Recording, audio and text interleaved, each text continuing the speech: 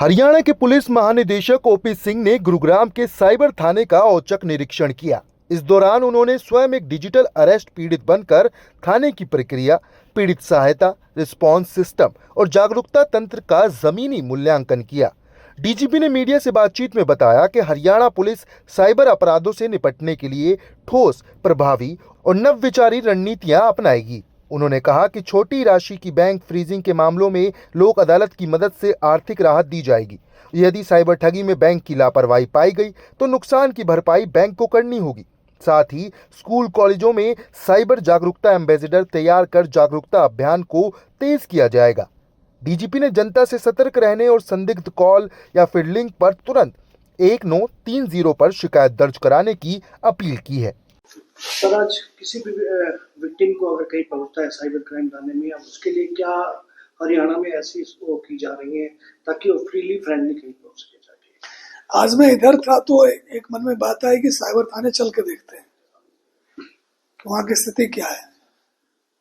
तो मैं प्राइवेट गाड़ी से आया था और नीचे जो मुलाजिम खड़ा था उसने पहचाना नहीं मुझे, पर उसने अच्छे से बात की कि क्यों आए हो। हमने कहा जी मुझे डिजिटल अरेस्ट का मुकदमा दर्ज करवाना है।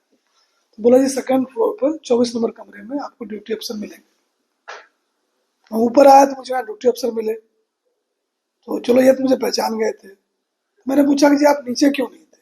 बोला जी ये कंप्लेनेंट आया था, इसके पैसे जो थे गलती से किसी अकाउंट में चले गए थे, वो फिर वापस आ गए हैं, ये उनको वापस देना है, इनसे एप्लीकेशन लिखवा रहे थे। तो मेरा जो अनुभव है कि अगर कोई आपको ठगने की कोशिश करे, पर्टिकुलर साइबर क्राइम में, तो मुझे लगता है कि अगर साइबर क्राइम थाने में आप जाएंगे तो कोई आपको, जो आप सिनेमा में दिखाते हैं कि वहां तो पता नहीं क्या होता है, इतना बढ़िया थाना है, कितने मतलब अच्छे व्यवहार के लोग यहाँ पर हैं, तो आके देखेंगे। हम वैसे भी आया करें।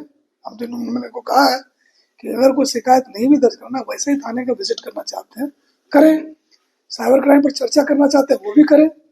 तो मेरा ये है कि जैसे ही कोई प्रयास करे साइबर क्राइम में ठगी का या डराए आपको, तो आपने भय और लालच से कुछ नहीं करना है।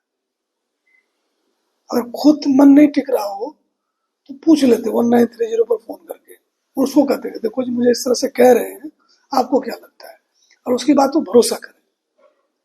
तो ये मुझे लोगों को आपके माध्यम से कहना है। आजकल एपी के फाइल के माध्यम से काफी ज्यादा लोगों की मतलब दिक्कतें आ रही हैं, उनके पैसे कट जाते हैं, तो कुछ कोर्ट की तरफ से भी आया है कि आप लोगों के मैसेज देना चाहिए? उसमें देखो क्लियरिटी है जी, कि आईटी एक्ट जो इंफॉर्मेशन टेक्नोलॉजी एक्ट है उसमें भी क्लियर प्रावधान है कि अगर बैंक ने ड्यू डिलिजेंस नहीं किया और किसी के पैसे को नुकसान हो गया तो उसका नुकसान नहीं हुआ, बैंक का हुआ। तो हमने बात करी अपने अफसरों से, हमने ये तय किया है कि जितने भी मुकदमे हमारे अंडर इन्वेस्टिगेशन या पहले वाले भी हैं, उसमें हम इस एंगल से जरूर जांच करेंगे कि क्या बैंक ने एक कस्टमर का पैसा ट्रांसफर करते समय ड्यू डिलिजेंस किया कि नहीं किया। अब किसी ने एपी के फाइल भेज दिया जो एंड्रॉयड पैकेजिंग किट होती है, तो आपने क्लिक किया, आपको तो नहीं पता है, आपने क्लिक कर दिया, पैसे चले गए आपके अकाउंट से। तो बैंक के पास व्यवस्था तो होनी चाहिए कि जब क्लाइंट ने प्रोसेस नहीं किया इनिशिएट, हम क्यों पैसे पे कर रहे हैं। तो अब जो है जी, आज के बाद से तो पक्का ही इसको मान लो कि जो भी साइबर क्राइम का मुकदमा दर्ज होगा, जो भी शिकायत होगी, हम एक लाइन ऑफ इन्वेस्टिगेशन जरूर रखेंगे कि बैंक ने ड्यू डिलिजेंस किया था कि नहीं किया था। अगर नहीं किया था, पैसे वो भरेंगे। यानी बैंक एम्प्लॉय भी अब आपके रडार पे रहेंगे कि वो कितना? तो बैंक एम्प्लॉय तो देखो 52 को अंदर दे चुके हैं, पुलिस गुड़गांव पुलिस दे चुकी है, उसमें ना हम लोग देखो, अगर किसी के साथ ज्यादती हो रही है ना, हम किसी का लिहाज नहीं करते। आप कुछ भी रहो, बैंक के मैनेजर रहो, अंग्रेजी आती हिंदी आती है, आप जानो जी, अगर आप क्रिमिनल से साझबाज हो, लोगों को पैसे लुटवाने में लगे हुए हो, हमारे लिए आप क्रिमिनल हो, तो एक्शन ले रहे हैं। But at the same time ये जेल चला गया, पैसे कहीं और चले गए, कंप्लेनेंट को कुछ नहीं मिला ना, उसकी कोई गलती नहीं है, उसने तो बैंक में खाता खोला कि मेरे पैसे यहाँ सेफ है। अब वहां कौन उसको क्या कर रहा है, बैंक का काम है देखना उसको। अब जो हमारी प्राथमिकता है कि जो बैंक के लोग कनाइव कर रहे हैं, जो साजबाज है, उनके खिलाफ क्रिमिनल एक्शन तो होएगा।